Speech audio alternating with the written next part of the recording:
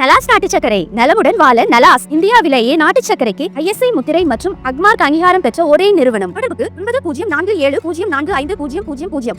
தமிழகத்தில் மீண்டும் அதிமுக ஆட்சிக்கு வந்ததும் ஏலகிரியில் பழுதடைந்த அனைத்து சாலைகளும் சீரமைக்கப்பட்டு அம்மா மினி கிளினிக் திறக்கப்படும் என அக்கட்சியின் பொதுச் செயலாளர் எடப்பாடி பழனிசாமி மலைவாழ் மக்களிடம் வாக்குறுதி கொடுத்துள்ளார்.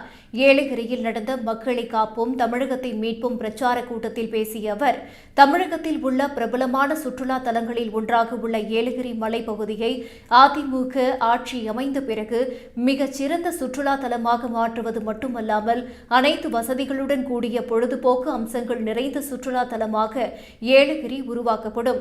ஏலகிரி மலை ஊராட்சியில் 14 குக்கி கிராமங்களில் பல இடங்களில் பல ஆண்டுகளுக்கு முன்பு போடப்பட்ட சாலைகள் இப்போது சிதிலமடைந்து குண்டும் குழியுமாக இருப்பதால் போக்குவரத்து பாதிக்கப்பட்டுள்ளதாக மக்கள் தெரிவித்தனர். அதிமுக ஆட்சி வந்த பிறகு ஏலகிரி மலையில் பழுதடைந்த அனைத்து சாலைகளும் புதிய தார் சாலையாக மாற்றப்படும் என்று தெரிவித்தார்.